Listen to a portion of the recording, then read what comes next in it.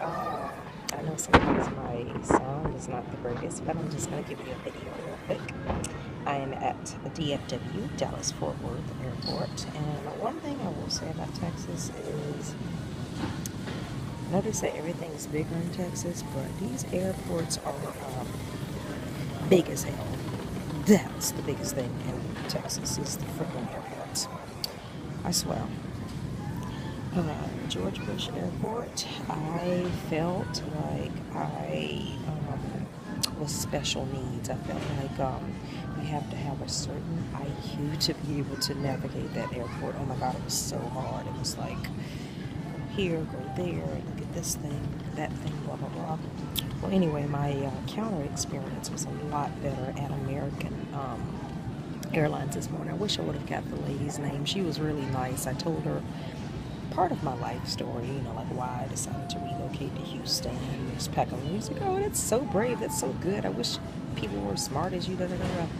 Like, look, lady, as little as you know, wasn't that smart? Because obviously, it didn't go exactly as I planned. However, it was one of the best decisions that I made because I feel like it changed me as a person in such a short period of time. It's a very humbling experience. It's a great experience. It's an experience that I need to have. So anyway, let's talk about the airports real quick. George Bush Airport, to get to the terminals, you have to go, okay, it's so confusing. There's different levels, okay. There's a level where you get the tickets and get off the plane, and then there's a level where you get your baggage, and then there's a level where you go to the different terminals. Well, that level, you get in like this little rickety car thing that kind of transports you around. It's a train, they call it. And then over here in Dallas Fort Worth, I did hear that they were more sophisticated. They have like a skyway, they call it, like a skyway. I felt very sophisticated on that. It's a little rickety, but nonetheless. These are some big airports. Planes take up a lot of space, and then they need their little runways, so it's almost like a mini city. So just keep in mind when you go to Dallas, DFW Airport. I don't know how the love feeling is. Maybe it's like a hobby. And when you go to the IAH George Bush, make sure you got your brain cell count up, because it ain't for slow people. Because if you're a little slow on your motor skills, or if you're slightly retarded, you might need a little bit more time. I say give yourself an hour to familiarize yourself with the surroundings and figure it out. So yeah, that's that on the airport situations. So I'm here. My flight to my next location departs at 8:15, and once I get there, I think what I'll do is I'll do a video and I'll talk about the place, but I won't say where it's at, and maybe you can look at it and you can guess. Yay! But the thing about Houston that I realized is this: I love the place. I love it. I really, really do. It's just that I don't think I want to take the stairs. I believe I want to take the elevator in my career. Being in Houston means I'd have to take the stairs, and even though it's been a humbling experience, I ain't that humble. I ain't got another 16 years to sit around and try to build something. I need to build it quick, and I need to build it in a year. And where I'm going, I can do that. So, once I get to my destination, guys, I can't wait to show you. It'll be my first time going there, just like I decided, sight unseen, only based on videos and what I heard and the people that I met, to come to Houston. This place is not really my choice, but I did get an insider tip. A couple years ago, I kept ignoring. I was like, whatever. Continued to stay in Jacksonville. But, yeah. So the place is top secret. So for those of you that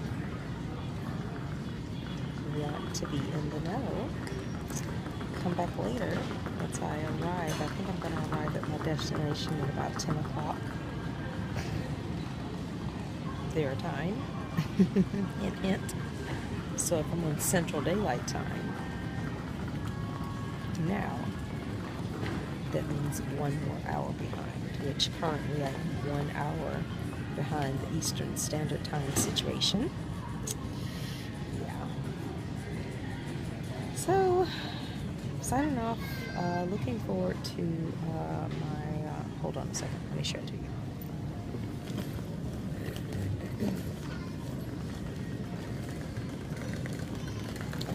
See, look at this. I have to have all this paperwork just to get on the plane.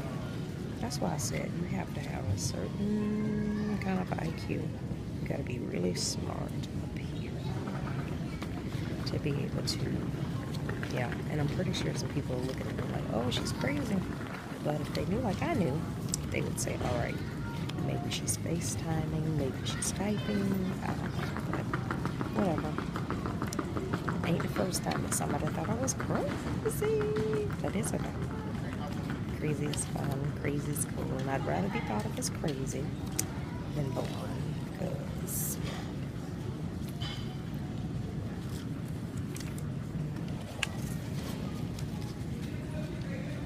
okay. I talked all that talking, I can't find the damn thing. Oh, this is so hard.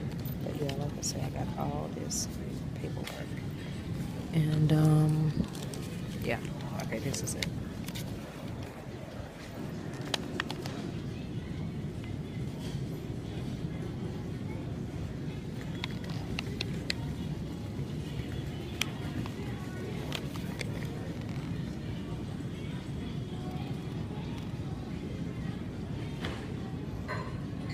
CCA carried at C19, CCA carried at C19.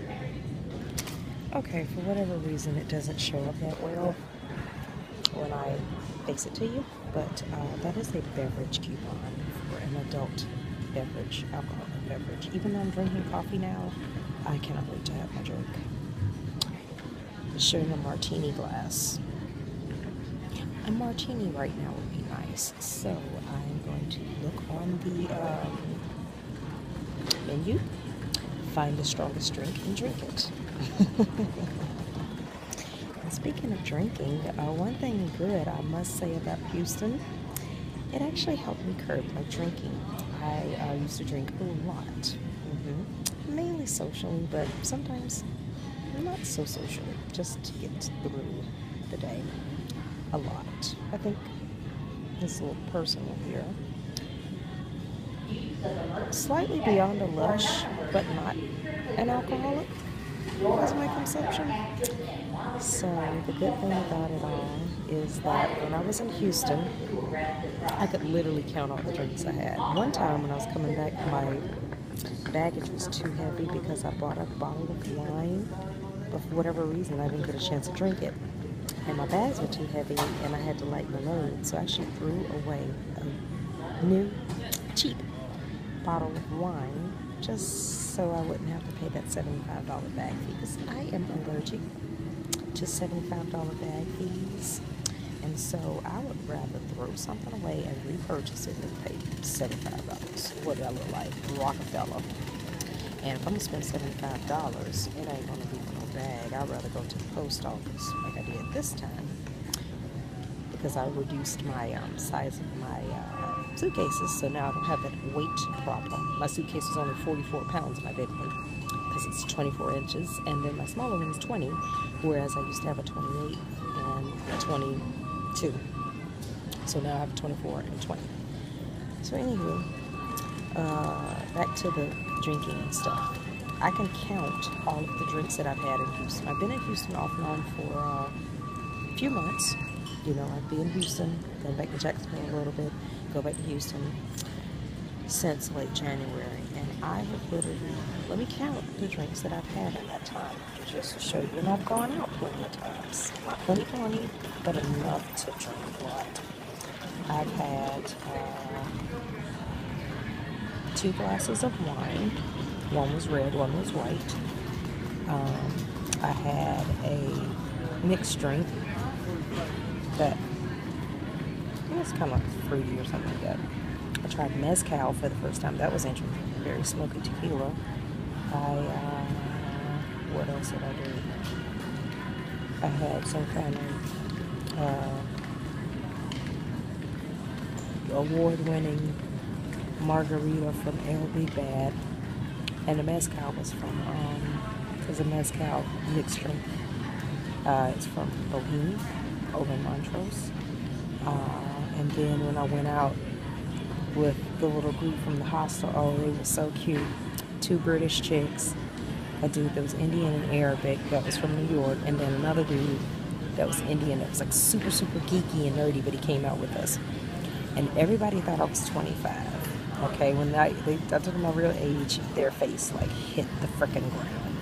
But flattered. I mean, to be thought of as 25. I used to be 25 some years ago, but it's good when little 21 and 25-year-olds think that you're their age and they go out and party with you, and then they're like, wow, shocked that you're like some old lady, but you're a fun old lady. So anyway, that night I had a sidecar, which was pretty good.